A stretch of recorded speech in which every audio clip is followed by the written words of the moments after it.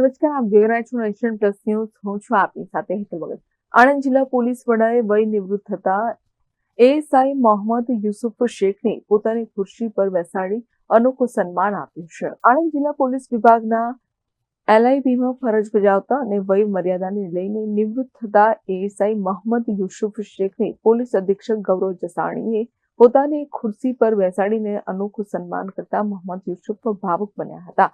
આણંદ જિલ્લા પોલીસ વિભાગમાં police constable તરીકે નોકરીની શરૂઆત કર્યા બાદ 32 વર્ષ અને 10 માસ જેટલી નોકરી કરીને છેલ્લે એલઆઈબીમાંથી આસિસ્ટન્ટ સબ ઇન્સ્પેક્ટર તરીકે નિવૃત્ત થયા છે. શેખે તેમની મોટાભાગની નોકરી એક જ ટેબલ પર નિષ્ઠાપૂર્વક ફરજ બજાવી છે.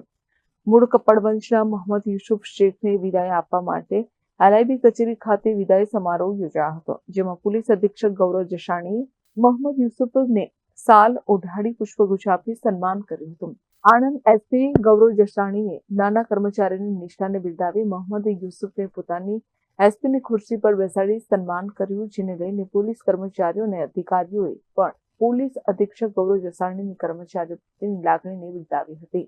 આ પ્રસંગે પોલીસ અધિક્ષક ગૌરવ જસાણીએ કહ્યું કે પરિવાર કરતા પણ ફરજ પ્રત્યે નિષ્ઠા દાખવનાર મોહમ્મદ યુસુફે જે કર્તવ્ય નિષ્ઠાની ફરજ બજાવી છે તેની ખોટ કચેરીને પડશે તેમ જણાવી દરેક કર્મચારી મોહમ્મદ યુસુફ શેખની જેમ પોતાની ફરજ નિષ્ઠાપૂર્વક બજાવે તે આજના સમયમાં ખૂબ જ જરૂરી છે તેમ જણાવ્યું હતું. આજે મારું જે વિદાય સમારંભ રાખ્યું એ હું અમારા પોલીસ પરિવારનો બહુ ખૂબ આભારી છું.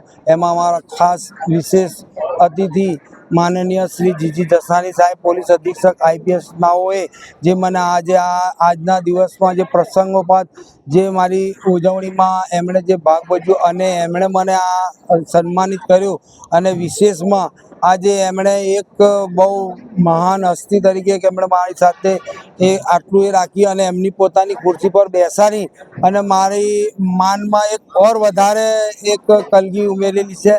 સાહેબનો બહુ ખૂબ ખૂબ આભાર. ધન્યવાદ સાહેબ, બહુ બહુ આભાર. આ પ્રસંગે પોલીસ અધિક્ષક કચેરીના વિવિધ વિભાગોના કર્મચારીઓ, એલસીબી, એસઓજી અને ટ્રાફિક વિભાગના કર્મચારીઓ તેમજ મિત્રો, પરિવારજનો સાથે સગા સંબંધીઓએ પણ સન્માન કર્યું હતું.